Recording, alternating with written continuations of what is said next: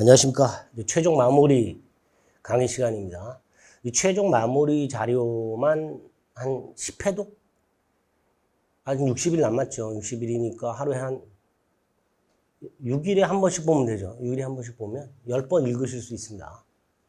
이제 지금 시점에서는 웬만한 자료들은 다 이제 패킹을 하시고 하나만 딱 잡아가지고 그걸 반복해서 돌린다고 생각하시면 돼요.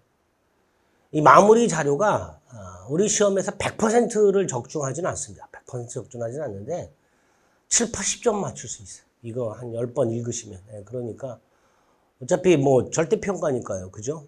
뭐 90점 이상 맞을 필요 없죠. 두 번째로 읽다가 본인이 도저히 이거 이해가 안 되는 부분들이 또 있죠. 지금 시점에서도. 넘어가세요. 그거 부여잡고 있으면 10번 못 읽습니다. 그러니까 그냥 이해가 되든 안 되든 쭉쭉 읽는다라고 생각하시고 그렇게 쭉쭉 읽으면은 과연 머리에 남아있을까 싶지만 반복 횟수가 쌓이면요 남아있어요. 정확하게 외워야 될 것들에 대해서 정확하게 암기까지 되지는 않지만 이렇게 답을 고르는 정도의 암기는 됩니다. 그러니까 이걸 뭐 낱낱이 암기하겠다 이런 부담을 갖지 마시고 그냥 쭉 읽어주시길 부탁드리겠습니다. 근데 이제 강의를 진행할 때는 기본적인 것들은 넘어가요. 그런 건 여러분들 그냥 읽는 거예요. 그러니까 지금 시점에서 그냥 읽어도 충분히 이해가 되는 것들, 대부분이 많이 접했던 것들은 넘어가고요. 여러분들 읽다가 막히는 부분들, 그런 부분을 위주로 설명하겠습니다. 물론 이제 중요 부분은 당연히 체크를 할 거고요. 자, 민법 총칙 10문제, 법률행위의 유효 요건에 관한 거죠. 이제 첫 번째 나올 만한 게, 법률행위 일반에서 나올 만한 게 권리 변동이죠. 권리 변동은 권리의 취득, 변경, 소멸을 말하는데, 특히 취득과 관련해서 원시 취득과 상계 취득 구별하셔야 되죠. 특히 상계 취득에 여기에 있다는 거, 경매해한 권리 취득이 있다는 거, 이건 잊지 마세요. 그 다음에 양가로 3번은 법률행위가 아닌 것들이죠. 물어보죠. 법률행위가 아닌 것 골라라. 법률행위가 아닌 것 골라라는 뭘 물어보는 거예요? 준법률행위 물어보는 거죠. 준법률 중에서도 특히 뭐가 있어요? 최고, 통지 이런 것들이 있죠. 승인 같은 게 있죠. 이런 것들은 법률행위가 아니라는 거. 또 하나가 법률행위 종류와 관련해서 단독행위하고 계약 구별하는 게 나오죠. 또 단독행위는 상대방 있는 단독행위와 없는 단독행위 구별하라는 게 나오죠. 그리고 재산범위 설립행위, 골동품 소유권 포기, 유언, 유증 같은 것들은 상대방 없는 단독행위라는 거죠. 반면에 공유지분 포기 같은 것들, 법인 이사로 사임하는 행위 같은 것들, 이런 것들은 상대방 있는 단독행위죠. 그리고 마지막에 있는 거, 이런 것들, 합의 해지, 매매 일방예약, 채무 인수정은 단독행위도 아니다. 아니죠. 계약이죠. 이런 것들을 기억해 주시면 됩니다. 그 다음에 나머지 뭐 읽으셔도 충분하고요. 양가로 6번 조심합니다. 대리권 수요라든가 동산 소유권 포기 등은 법률행위 중에서 뭐다? 비출연행위다. 법률행위인데 비출연행위다. 법률행위를 구별할 때 출연행위, 비출연행위 이렇게 나누기도 하죠. 그 중에 비출연이다. 그러니까 요 6번은 법률 행위인데 그 중에 비출연행위다. 이건 기억을 좀 해주셔야 됩니다. 그 다음에 중요한 목적 요건에 나오죠. 첫 번째가 확정성인데 확정성은 첫 번째만 기억하면 되죠. 확정돼 있거나 확정할 수 있거나. 자, 두 번째가 행위 당시 실현 가능해야 되죠. 행위 당시 불가능하다. 그 불가능은 사회통념 갖고 판단하고요. 사회통념. 그 다음에 원시적 불능과 후발적 불능을 나눠야 되죠. 원시적 불능은 무효죠. 그리고 요구하고 연결된다는 거 잊지 마세요. 계약 체결상의 과실책임. 조심할 게 원시적 일부 불능이죠. 원시적 일부 불능은 137조가 적용이 되죠. 전부 불능이 되겠죠. 그러니까 계약 체결상의 과실책임이 문제가 될 거예요. 그런데 요거 우리 매매에서 보는 거 수량지정 매매에서 수량이 부족하거나 일부가 멸실이 된 경우 원시적 일부 불능이지만 담보 책임으로 해결이 되죠. 대금 감액 청구와 같은. 따라서 계약 체결상의 과실 책임이나 일부 무효 법리는 적용되지 않는다라는 거 꼭 기억하셔야 됩니다. 후발적 불능은 유효하죠. 그리고 뭘로 처리해요? 채무 불이행 책임이나 위험 부담으로 처리한다는 거. 원시적 불능 처리하는 계약 체결상의 과실 책임하고 헷갈리시면 안 되죠. 여기 두 번째 요건입니다. 세 번째 요건이 적법성이고요. 적법성은 중요하죠. 적법성은 뭘 구별해야 돼? 일단 효력 규정, 단속 규정 구별해야 돼. 물론 그 전에 강행 규정과 임의 규정 구별해야 되는 건 분명해요. 임의 규정이 뭐가 있었죠? 비용 상환 청구 같은 것들. 두 번째로 강행 규정이 효력 규정과 단속 규정으로 나뉘어지죠. 그 중에 단속 규정 위반한 거. 요거 처벌이 되지만 유효하죠. 그 단속 규정에 해당되는 거 세 가지.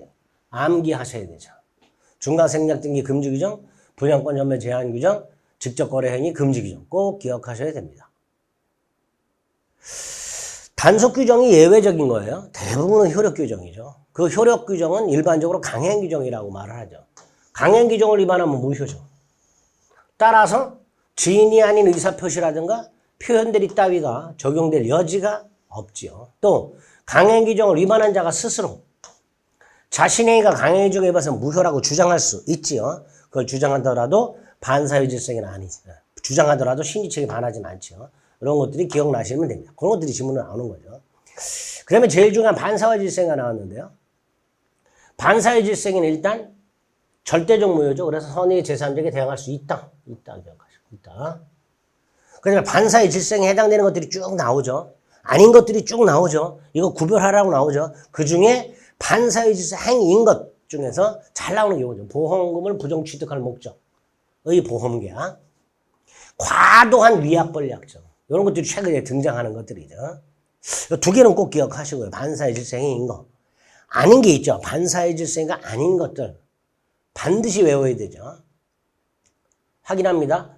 강제집행을 면할 목적의 허위의 근저당권 설정 등기를 격려하는 행위, 법률행위 성립 과정에 강박이라는 불법적 방법이 상정된 경우, 양도세를 회피할 목적의 명의신탁 같은 것들, 비자금을 은닉하기 위해서 임치하는 것들, 주지 임명행위 같은 것들, 도박 채무자가 도박 채권자에게 부동산 처분 대리권을 수여하는 행위, 그래서 도박 채권자가 그걸 매각하는 행위, 부촉관계를 해소하기로 하면서 금원을 지급하는 거, 부정행위에 대한 용서대가로 부동산을 넘겨주면서 처분 제한이 붙은 거, 민사사건 성공 모수약정 같은 것들, 자유의사에 따라 불강력적인 손해를 책임지겠다.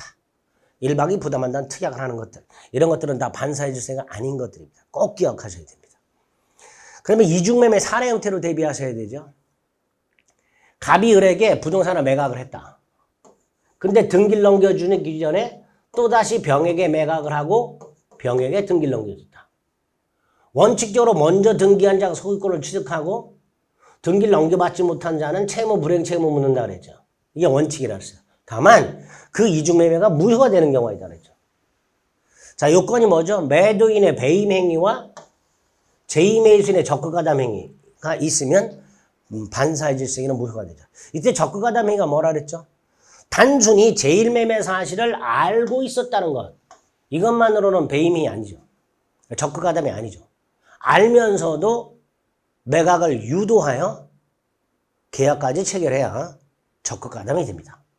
자, 이렇게 제2매매가 반사의 질서에는 무효가 되면 어떤 법률 효과가 생겨요? 매도인. 자, 갑이 을과 매매 계약을 했다. 갑이 다시 병에게 팔았는데 병이 적극가담을 했다. 그럼 제2매매는 반사의 질서에는 무효다. 따라서 갑이 병에게 등기를 넘겨준 건 불법 원인금이니까 갑은 병에 대해서 소유물 완화 청구할 수 없고 직접 맞서 등기 따위도 청구할 수가 없죠. 그럼 병 등기를 맞서하는 방법은 뭐가 있다? 요거죠. 중요하죠. 제1매수인이 직접 이전 등기나 맞서 등기를 청구할 수는 없고 매도인을 대위하여 맞서 등기 청구할 수 있을 뿐이다. 꼭 기억해야 되죠. 3번도 아주 중요하죠. 제2매매가 반사의 질서로 무효일 때 제2매수인과 거래한 자는 선악불문하고 소유권을 취득할 수가 없다는 거 꼭 기억해야 되고요. 4번 제1매수인은 제2매매 계약을 채권자 취소권 행사에서 취소할 수 없고요. 5번 제1매수인은 제2매수인을 상대로 직접 불법행위 손해배상을 청구할 수 있고요. 그죠? 병이 소유권을 취득하게 되면요. 갑의 일에 대한 이전 등기 의무는 이행 불능이 되는 거죠. 그러나 제2매매가 반사의 질서 행위라면 병등기는 말소가 되고 등기를 넘겨받을 수 있잖아요. 따라서 매도인의 제1매수에 대한 이전 의무는 이행 불능이 아니다가 되는 거죠. 이행 불능이 아니다. 반가로 3번은 제2매수인의 대리인이 적극가담을 했다면, 제2매수인이 직접 한 게 아니고 대리인이 적극가담을 했다면 그 대리인의 적극가담은 본인, 즉 제2매수인의 적극가담하고 똑같으니까 제2매매는 반사의 질서가 되죠. 본인은 소유권을 취득할 수가 없게 될 겁니다. 이 정도 반사의 질서 확인하시면 됩니다. 불공정한 행위 아주 중요하죠. 뭐 올해 꼭 거의 또 출제된다고 봐야죠. 요건과 효과, 적용법이 다 기억해야 되죠. 자, 급부합반대급부 현저한 불균형이 첫 번째 요건이죠. 시가와의 차익으로 판단하는 게 아니라 사회 통념에 따라 결정하죠. 행위 당시를 기준으로 객관적 가치를 가지고 판단하죠. 행위 당시 객관적 가치. 궁박경설 무경험 어느 하나만 갖추면 충분하죠. 궁박은 정신적, 심적 궁박을 포함하고요. 무경험은 사회 일반 거래 경험 무적으로 의미하죠. 꼭 기억해야 되죠. 반가로 3번. 경솔과 무경험은 대리인 기준. 궁박은 본인 기준 판단하죠. 군본 경무대 이렇게 되죠. 자, 세 번째 건이 뭐예요? 폭리행위 악의가 있어야 되죠. 폭리 의사가 있어야 되죠. 피해자의 궁박을 아는 것만으로 부족하고 그걸 알면서 이용하려는 의사가 있어야 되죠. 5번. 급부합반대급부 현저한 불균형이 있다 하더라도 궁박 등이 추정되진 않죠. 따라서 무효 주장자가 전부 증명해야 되죠. 적용범위, 증여기부, 무상행위죠. 적용되지 않는다. 경매, 적용되지 않는다. 그러나 증여기부나 경매는 적용되지 않지만 반가로 3번 부재수 합의 기억해야 되죠. 매매계약의 불공정한 행위로서 무효인 경우 그 계약의 불공정성을 다투지 않기로 하는 부재수 합의 이것도 무효죠. 그 다음에 비법상단 총회 결의 여기에도 적용이 되죠. 그러니까 적용 안 되는 거 반가로 1번 하고요. 적용되는 이 두 가지는 꼭 기억하셔야 됩니다. 효과 추인할 수 없다. 그러나 뭐는 된다? 전환은 된다. 그죠? 또 피해자는 반환 청구할 수 있다. 이런 것들이 기억나시면 되겠습니다. 반사의 질서가 불공정한 행위는 반드시 정리하셔야 됩니다. 해석. 의사표시를 해석하는 거죠. 원칙이 표시행위에 부여한 객관적 의미를 밝히는 거죠. 그래서 당사자의 진정한 의사를 알 수 없다면 표시상의 효과 의사를 기준으로 하죠. 그럼 뒤집어서 상대방이 당사자의 진정한 의사를 알았거나 알 수 있었다면 표시상의 효과 의사가 아니라 내심적 효과 의사를 기준으로 해석해야 되겠죠. 그 내심적 효과 해석을 기준으로 해석하는 게 뭐예요? 자연적 해석이죠. 자연적 해석은 착오 문제가 생길 여지가 없다라는 거. 표시는 고려하지 않기 때문에 착오를 이유로 취소할 수 없다는 거. 또 자연적 해석은 이런 표현이 나와요. 상대방이 표의자의 진위에 동의한 경우 이렇게 나와요. 상대방이 표의자의 진위에 동의했다는 건 양당사자 의사가 일치했다는 거죠. 즉 표의자의 의사를 알았거나 알 수 있었을 경우를 더 나아가서 일치했다는 거잖아요. 그러니까 자연적 해석으로 가야 되겠죠. 그 자연적 해석 중에서 특히 오표시 무효 원칙이 나오죠.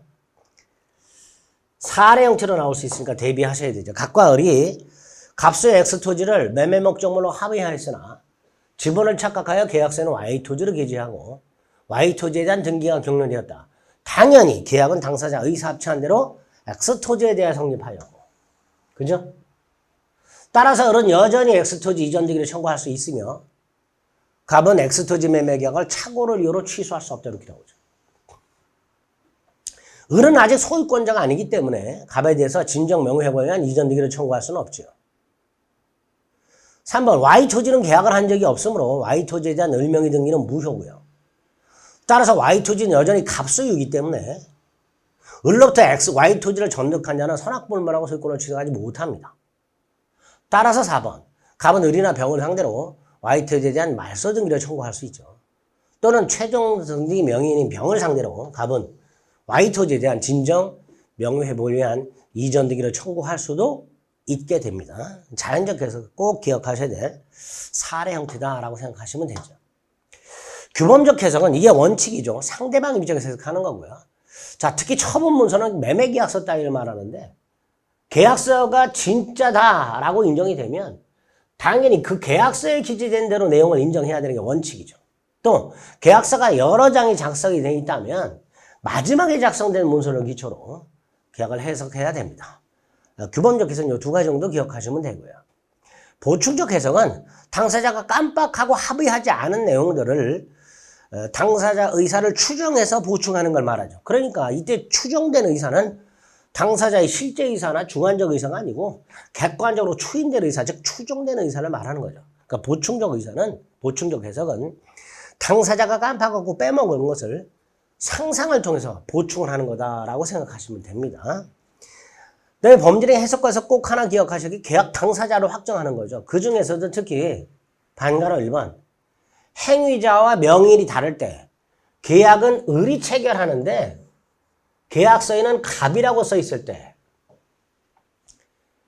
매매 계약을 할 때 을이 매도인으로서 계약을 하는데 계약서에는 매도인이 갑이라고 되어 있을 때 이때 매도인이 을이냐 갑이냐의 문제가 생긴다고 그랬죠. 자, 이때 어떻게 해석한다고 그랬죠?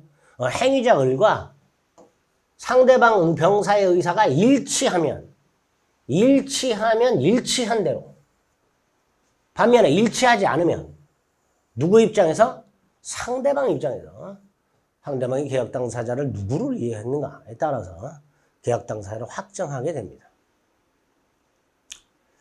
반가로 1번 한번 읽어보시고요. 간박이 뭐라고 돼 있어요? 일방 당사자가 대리를 통해서 계약을 하는데 상대방이 대리를 통해서 계약을 한다라고 의사가 일치하고 있단 말이에요. 을이 병하고 계약을 하는데 을은 갑을 대리해서 계약을 한다라고 생각을 하고 있고 병도 을을 통해서 갑과 계약을 한다라고 생각을 하고 있단 말이에요. 이렇게 일치한단 말이에요. 그럼 일치한 대로 해야죠.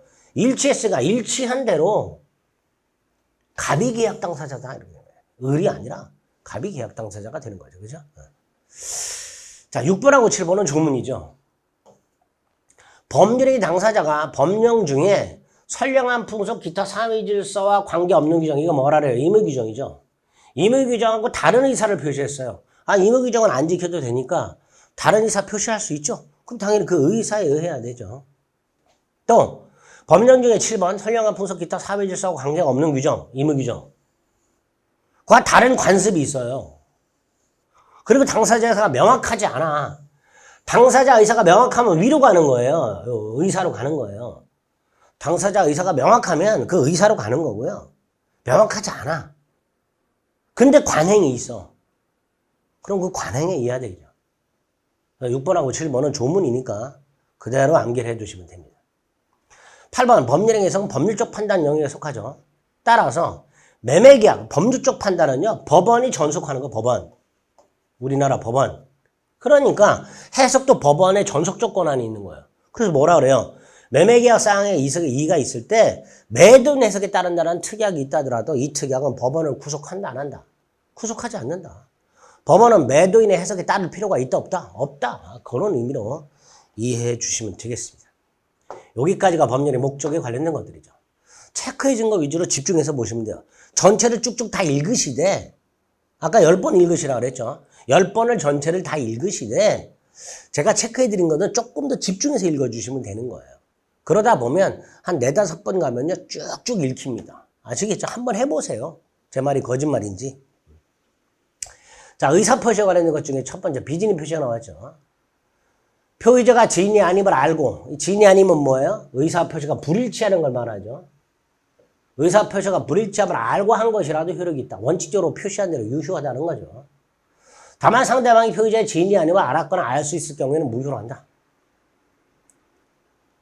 따라서 표의자가 자신의 의사표시가 일치하지 않음을 모르고 있었어요. 표의자가. 그럼 이건 비진이 표시가 아니죠. 착오가 되겠지, 착오. 자, 무효주장자가 증명해야 되겠죠. 즉, 갑이 여러 개 비진이 표시했을 때 원칙적으로 유효하잖아요. 을이 알았거나 알 수 있었다면 무효가 되잖아요. 여기서 상대방이 선의무과실은 추정이 된단 말이에요. 그 말은 상대방은 선의무과실을 증명할 필요가 없다라는 거죠. 그러면 무효주장자가 상대방 악의 또는 과실을 입증해야 되겠죠. 자, 중요한 게 안가로 3번이죠. 진의의 뜻. 꼭 기억하세요. 특정한 내용의 의사표시라고자 하는 표의자의 생각을 말하는 것이다. 표의자가 진정으로 마음속에 바라는 상을 뜻하는 것이 아니다. 당시상에서 최선이라고 판단했다면 비진의 표시를 할 수는 없다. 따라서 증여하기로 마음을 먹고 증여를 했다면 설령 강제로 뺏긴다고 생각을 하고 있다 하더라도 이걸 나중에 강박을 이유로 취소하는 건 변론으로 하더라도 비진의 표시를 할 수는 없지요. 또 법률상 장애로 대출을 받을 수 없는 갑을 위해서 대출금 채무자로서 이름을 빌려준 을 채무부담의사가 있어요. 채무부담의사가 없다고 할 수는 없어요. 있는 거야. 그러니까 이걸 비진의 표시라고 할 수는 없죠. 공무원의 비진의 표시에는 표시만 적용이 되죠.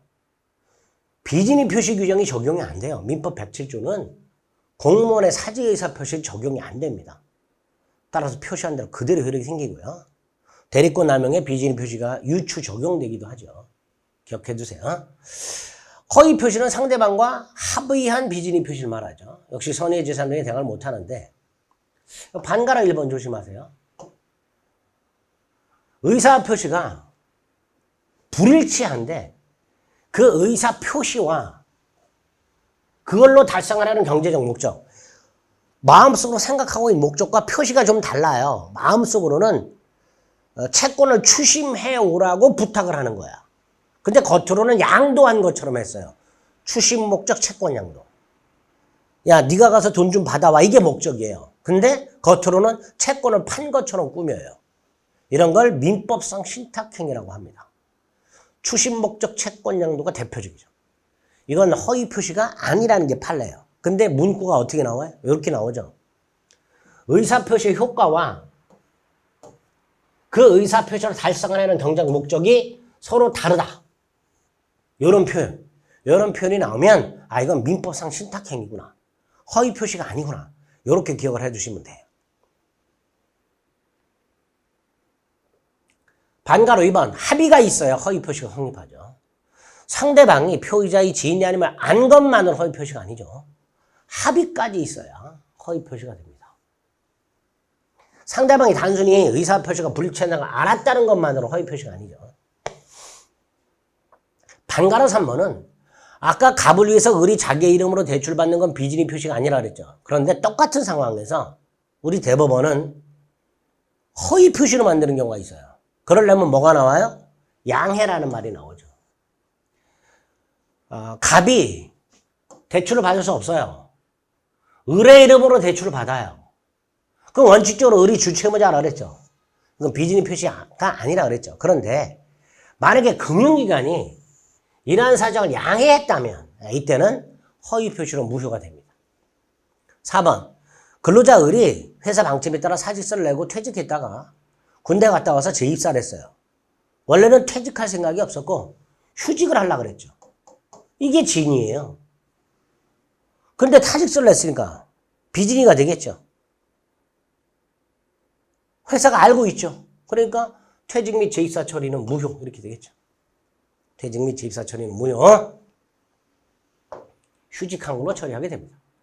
그 다음에 중요한 거, 이거 아주 중요한데 올해 108조 2항에서 보호되는 제3자 허위 표시 당사자와 포괄 승계는 이외의 자 중에서 허위 표시를 행위를 기초로 새로운 이해관계를 맺은 자 이렇게 되죠. 제3자 선의는 추정이 되고요. 선의이기만 하면 뭐 되고 과실유무는 따지지 않죠. 이게 첫 번째 기억할 거예요.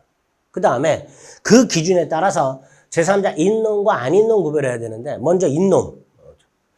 가짜 소비대차, 가짜로 돈 빌려준 채권자가 파산했을 때 그 파산관계인. 포괄승계인이지만 제3자이기 때문에 시험 문제 나와요. 원래 포괄승계는 제3자가 아니야. 근데 얘는 포괄승계이지만 제3자예요. 또 하나가 이 파산관계는 선악동. 파산관계인 개인의 선악을 가지고 판단하는 게 아니라 파산한 사람의 채권자 전체, 그걸 총파산 채권자라 하죠. 그 총파산 채권자 모두가 악의가 되어야 파산관계는 악의가 됩니다. 그러니까 파산 채권자 중 한 사람이라도 선이라면 파산관계는 선의가 되겠죠. 또 통정 허위 표시. 좀 전에 봤던 거 가짜 소비대차 계약에 기초해 생긴 가짜 채권을 진짜인 줄 알고 가압류한 경우. 이 제3자가 되겠죠. 전세권 설정 계약이 가짜예요. 그럼 전세금 반환 채권도 가짜죠. 그 전세금 반환 채권 가짜를 진짜로 알고 감리했어요. 제3자가 되죠. 가짜로 돈을 빌려줬어요. 그럼 가짜 대여금 채권이 있어요. 그걸 진짜인 줄 알고 샀어요. 이런 애들은 보호되는 제3자가 되는 거예요. 반면에 외워야 되죠. 보호되는 제3자가 아닌 거. 앞머리 따서 기억합니다.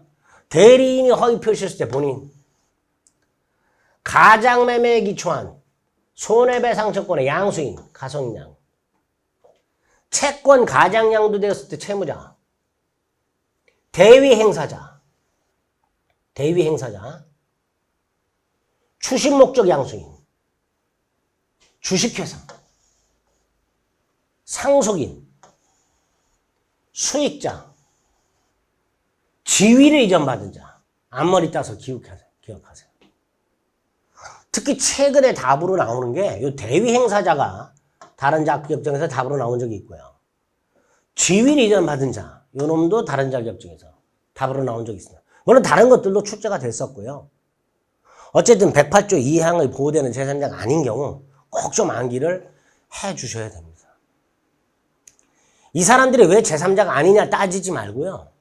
자꾸 기억을 해주세요. 키워드로. 그럼 문제 풀 수 있습니다. 그 다음에 가장매매 조심하셔야 되죠. 사례 형태로. 갑은 채권자의 강제집행을 면할 목적으로 친구들과 매매를 가장하여 을에게 소유권 이전 등기를 해주었다. 갑과 을 사이에 가장매매를 하고 을에게 등기를 넘겨줬다. 머릿속에 생각할 게 뭐예요? 가장매매 무효 등기 무효. 그죠? 이거 갖고 머릿속. 이거 갖고 법률관계를 따지는 거예요. 자, 갑과 을의 매매는 허위 표시죠. 따라서 당사자 사이에서는 언제나 무효고요. 을 등기도 무효죠. 허위 표시는 반사의 질서가 아니죠. 따라서 갑이 을에게 등기를 넘겨준 건 불법원 인급여가 아니죠.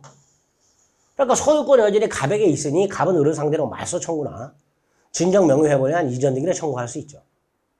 당연히 반가로 3번 계약이 무효니까 갑은 여기 대금 청구할 수 없고 만약에 대금을 을이 지급했다면 을은 대금 반환을 청구할 수 있죠. 반가로 4번 갑의 채권자는 채권자 취소권 행사해서 취소할 수 있죠. 그 다음은 이제 5번 을이 병한테 팔았을 때 병이 선이라면 소유권을 취득하죠. 또 선의의 병과 거래한 자는 선악불문하고 소유권 취득하죠. 선의의 병이 소유권을 취득한다면 병이 선이라면 병은 소유권을 취득하고요. 따라 소유권을 취득한 자와 거래한 자는 선악불문하고 소유권을 취득하죠. 또 갑의 채권자도 선의의 병 권리 부정 못하고요. 그 다음에 을의 채권자 병이 을 명의로 등기된 부속권을 감리했을 때 만약에 을의 채권자 병이 을이 된 걸 감리했다. 얘도 보호되는 제3자가 돼야 되겠죠. 선이 이기만 하면 보호되니까 과실이 있더라도 보호되고 따라서 갑은 병에 대해서 감리 무효를 주장할 수가 없겠죠. 자, 선의 병이 보호되더라도 갑은 사유매매는 언제나 무효니까 당연히 갑은 을에게 부당이득 반환이나 손해배상을 청구할 수 있다. 이렇게 되겠죠. 선의 병이 무효를 주장하는 건 괜찮죠. 누구도 선의 병에게 무효를 주장하지 못하지만 선의 병이 무효를 주장하는 건 무방하고요. 8번 만약에 병이 악의라면 병은 보호를 받지 못하니까 갑의 채권자는 갑과 을의 가장매매를 취소할 수가 있죠. 다만 병이 악의라 하더라도 병과 거래한 전득자가 선이라면 이 전득자 선의 전득자 정은 108조 2항의 제3자에 해당되니까 보호가 되겠죠. 10번은요. 을이 팔아먹은 게 아니라 병에게 저당권 등기를 해준 거예요. 그럼 소유권 등기는 을에게 남아있죠. 따라서 갑은 여전히 을에 대해서 말소 등기를 청구할 수 있다는 거죠. 저당권은 그대로 있고요. 자, 이 가장매매 사례 형태 반드시 있다 없다 꼭 구별해서 기억해 두시고 가장매매와 구별할 게 뭐죠? 가장행위, 은닉행위죠. 증여하면서 매매로 가장했을 때 당연히 매매는 가장매매로 무효가 되고요. 증여는 은닉행위지만 요건 갖추면 유효하죠. 증여가 유효하면 등기도 유효하죠. 따라서 증여받은 사람은 소유권을 취득합니다. 을이 소유권을 취득하니까 을과 거래한 사람은 선악불문하고 소유권을 취득하겠죠. 그죠? 이런 것들을 기억하시면 됩니다. 그래서 허위 표시에서는 108조 2항의 제3자 여부하고요. 가장매매 사례 형태, 가장행위, 은닉행위 사례 형태 이런 것들을 준비하시면 됩니다.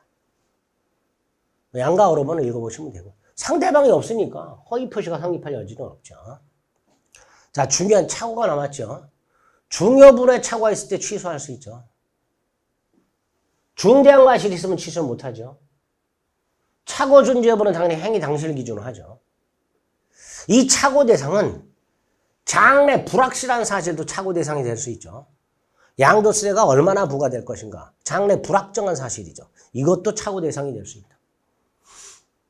3번 대리인에 의한 경우 착오 유무는 당연히 대리인 표준하죠.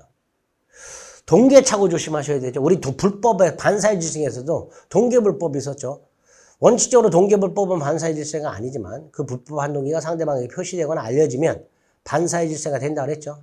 동계착오도 비슷해요. 원칙적으로 착오 아니야. 하지만 그 동기가 상대한테 표시돼서 알려진 경우하고 표시되지 않았지만 상대방에서 유발된 경우하고 이럴 때는 착오가 될 수 있죠. 동계착오는 원칙적으로 착오가 아니다.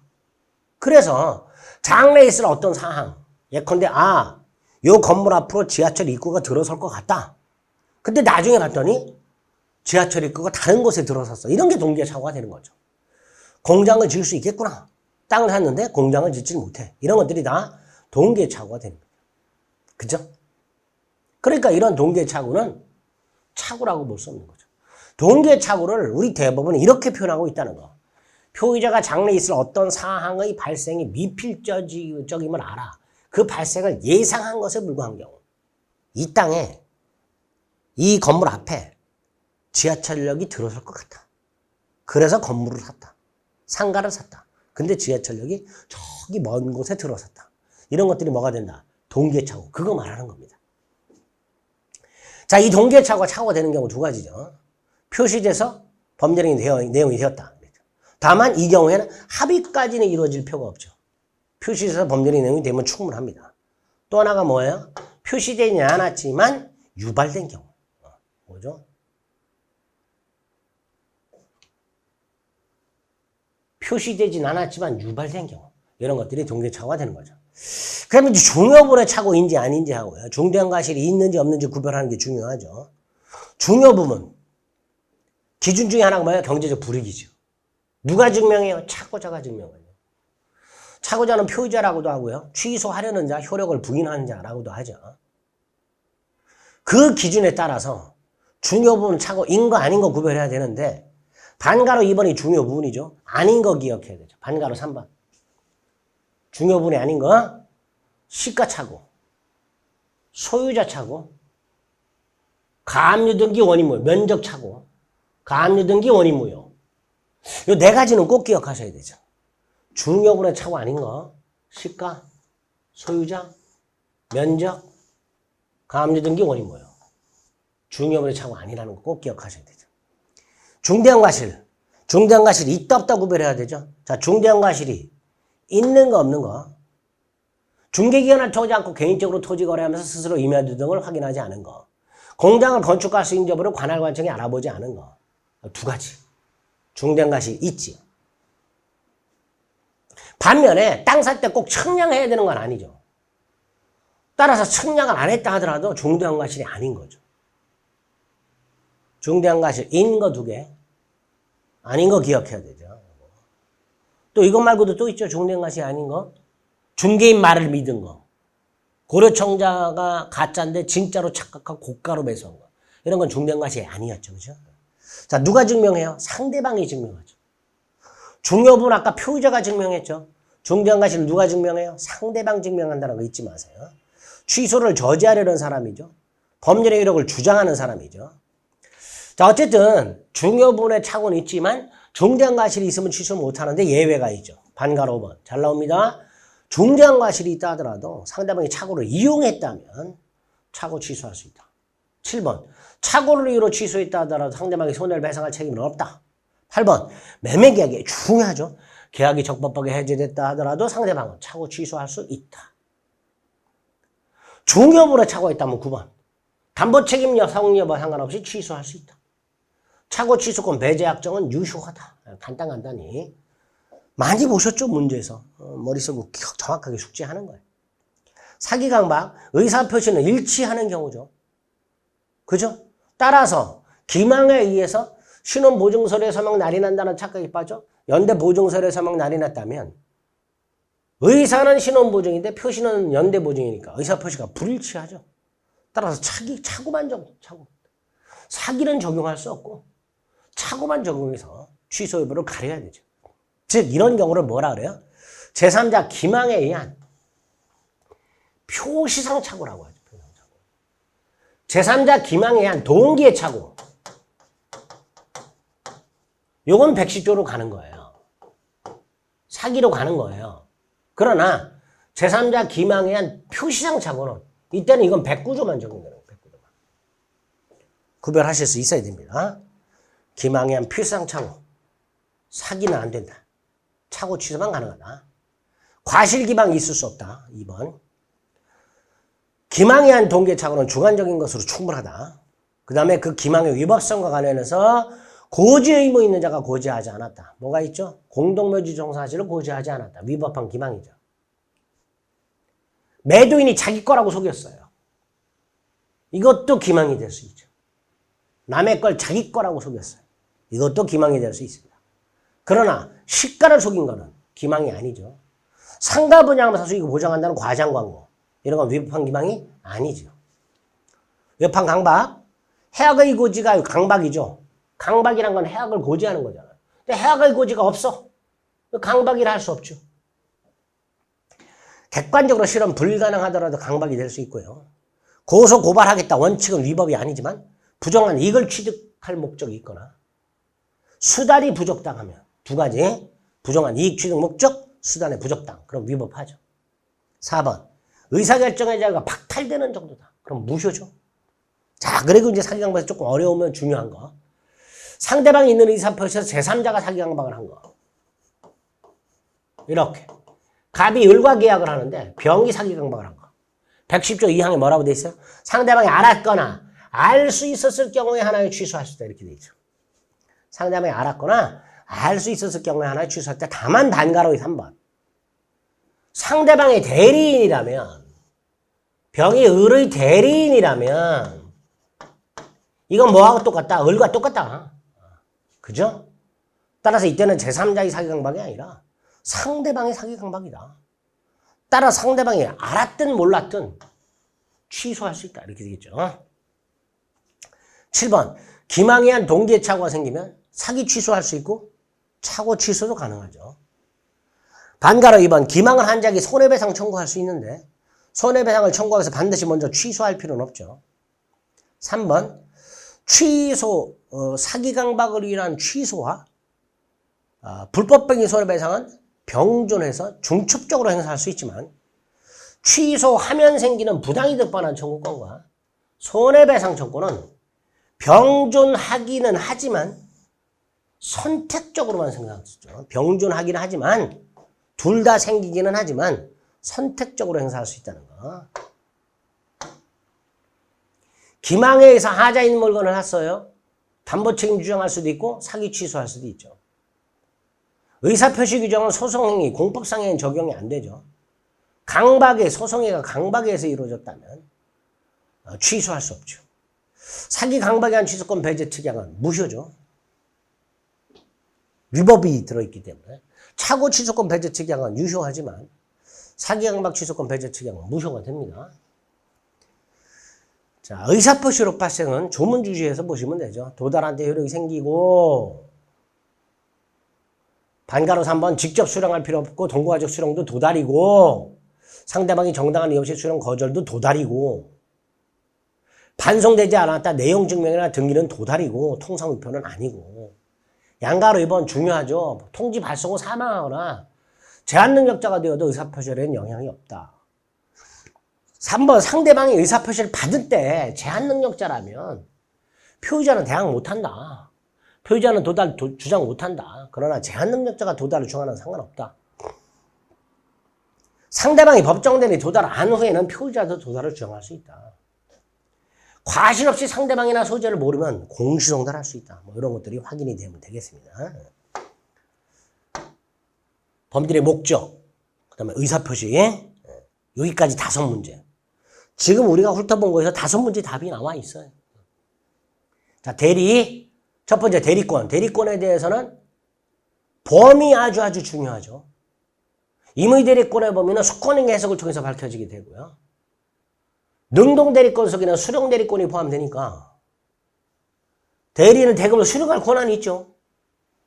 그럼 대리는 수령했으니까 그 수령 권한은 직접 본인에게 귀속이 되고 따라서 본인에게서 아직 전달이 안 됐다 하더라도 대금은 이미 지급한 거죠. 상대방의 대금 지급 채무를 소멸한 거죠. 이번 계약 체결 대리권 속에 해제 권한은 없죠. 계약 체결 대리권 속에는 수령 권한은 당연히 있죠. 그러나 이 계약 체결 대리권 속에 연기 권한은 없고요. 해제 권한은 없어요. 반면에 계약 체결과 이행하는 포괄적 대리권 속에는 요 계약 체결 대리권하고 포괄적 대리권을 구별하셔야 되죠. 포괄적 대리권에는 뭐가 있어요? 연기 권한도 있죠. 물론 이것도 해제 권한은 없죠. 매수 권한 부여받은 사람은 처분 권한 당연히 없고요. 계약 체결 대리권 속에 해제권 없다 그랬어요. 5번 대여금 영수 권한 속에 면제 권한 없고요. 예금 계약 체결 대리권에 담보 대출 권한 없고요. 경매 대리권 속에 채권자 경매 신청 초에 동의해 줄 권한 없죠. 판례니까 암기하셔야 됩니다. 또 118조 임의 대리권의 범위를 알 수 없으면 관리행위 즉 보존이용 계량만 할 수 있고 처분행위는 안 되죠. 그리고 보존행위는 무제한할 수 있죠. 가구의 수선이라든가 암기, 미등기 부동산의 보존 등기라든가 이런 것들. 반면에 예금을 주식에 투자하거나 사채로 대여하는 건 할 수 없죠. 대리권의 제한, 양가로서 하면 자기약 쌍방대리 원칙적으로 금지가 되죠. 그죠? 다만 본인이 허락이 있으면 할 수 있고요. 채무이행도 할 수 있죠. 자기약 쌍방대리는 원칙적으로 금지가 됩니다. 위반하면 무권대리로서 무효입니다. 무권대리로서 무효니까 유동적 무효죠. 유동적 무효. 본인은 추인할 수 있다. 자, 자기약 쌍방대리 원칙적으로 금지가 되지만 예외적으로 허용되는 거. 허락이 있으면 된다고 그랬죠. 또 대리인이 채권자의 지위도 있어요. 대리인에 대한 본인 채무가 기한이 도래했어요. 그럼 본인이 갚으면 되죠. 근데 대리인이 본인 통장에서 돈을 찾아갖고 자기 자신에게 변제할 수 있다. 친권자가 미성년 자녀에게 부동산 증여하는 것. 차주가 사채 알선업자에게 하는 변제. 법무사 이전 등기 신청 같은 것들. 이런 것들은 다 예외적으로 자기약 쌍방대리가 허용되는 것들이죠. 5번 대리인이 여럿 있으면 원칙 각자 대리죠. 대리권 남용. 대리인이 대리권 범위 내의 행위를 하지만 자기 자신이나 제3자 이익을 도모하죠. 배임적 대리 행위죠. 무권 대리가 아니에요. 따라 원칙적으로 본인의 효력이 있어요. 다만 상대방이 알았거나 알 수 있었다면 비질의 표시 규정을 유추해서 본인에게 무효다. 이렇게 처리하는 게 대리권 남용이죠. 대리권 소멸 사유 조문 암기죠. 법정 대리, 임의 대리 공통된 소멸 사유 본사, 대사성파. 그죠? 본사, 대사성파. 임의 대리 특이한 소멸 원인, 원인 관계 종료, 수권행위 철회. 암기하시면 되고요. 8번 대리 행위가 있을 때, 자 보세요. 갑을병 이렇게 을이 갑의 대리에서 계약을 했어요. 근데 나중에 다툼이 생겼어요. 갑은 무권 대리라고 주장하고 있고 병은 유권 대리라고 주장하고 있을 때 원칙적으로 대리 행위권을 주장하는 사람이 증명을 해야 돼요. 즉 병이 을이 유권 대리라는 걸 증명해야 돼요. 그런데 병에게 소유권 등기가 넘어가 있으면 그 등기의 추정력에 의해서 을의 대리권의 존재가 추정이 돼요. 따라 이때는 본인이 무권 대리임을 입증해야 됩니다. 8번 최근에 등기의 추정력과 연관시켜서 나오는 입증책이 문제니까 꼭 기억을 해 두시기 바랍니다. 두 번째 대리 행위. 대리인이 그 권한 내에서 본인을 위한 것임을 표시 현명한 경우 본인에게 효력이 생기죠. 본인의 이익을 위한다는 뜻은 아니죠. 현명은 분류식이죠. 즉 대리 행위한다는 걸 상대방이 알 수 있을 정도만 표시하면 충분하죠. 대표 중에 뭐예요? 매매 위임장을 제시했어요. 이게 현명이죠.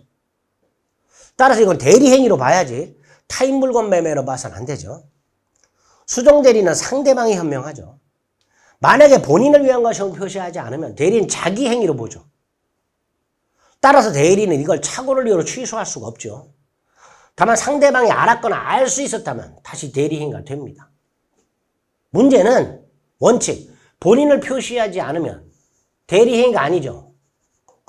그런데 여기에 예외적으로 대리행위를 유추하여 본인에게 효력이 생긴다라고 하는 경우도 왕왕 있습니다.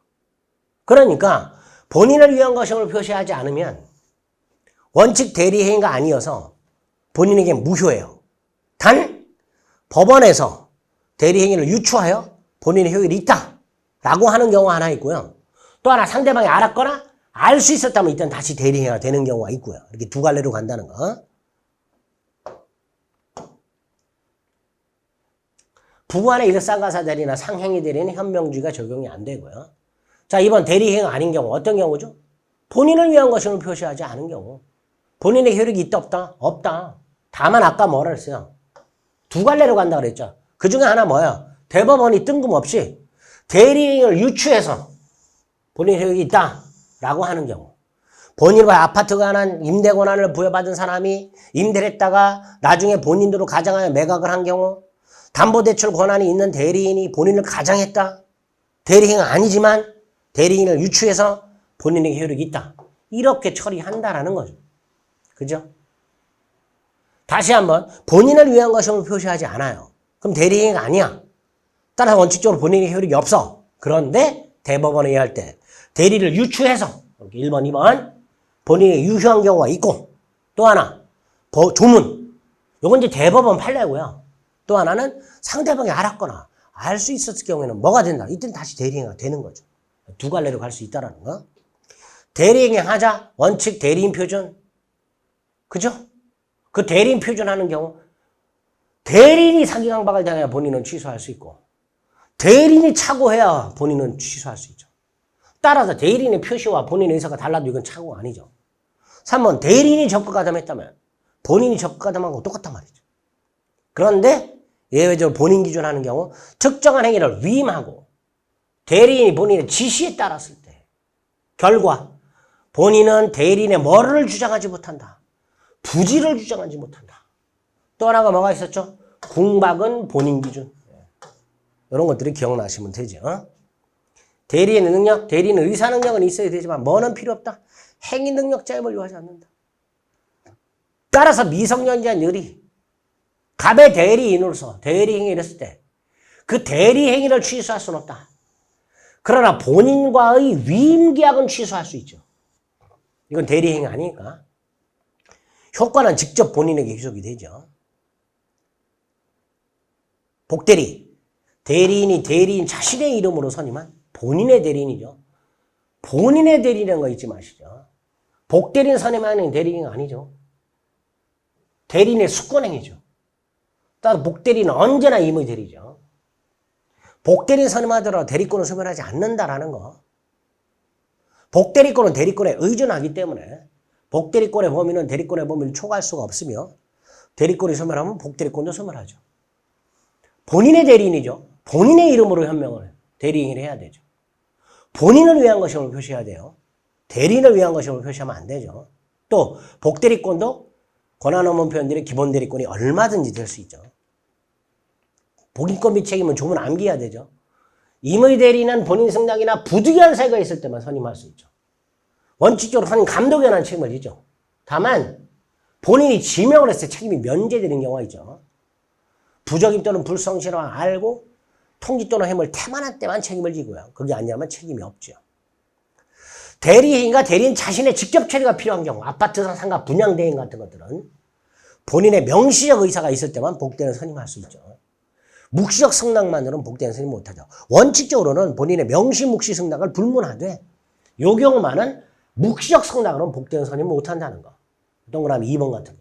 아파트 분양 대행 업무 같은 것들. 법정 대리는 그 책임으로 복대는 선임할 수 있고 무지한 책임을 지는 걸 원칙으로 하되 부득이한 사유로 선임했을 때는 임의 대리인과 마찬가지로 선임 감독에 관한 책임을 지죠. 복대리는 본인을 대리하죠.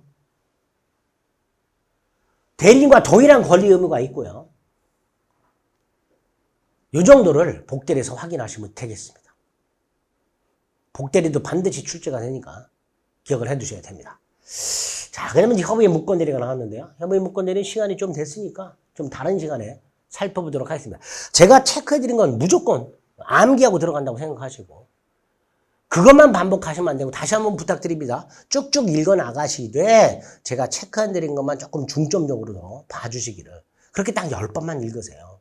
그럼 85점 나옵니다. 아시겠죠? 협의의 무권대리부터 시간을 좀 달리해서 보겠습니다. 수고하셨습니다.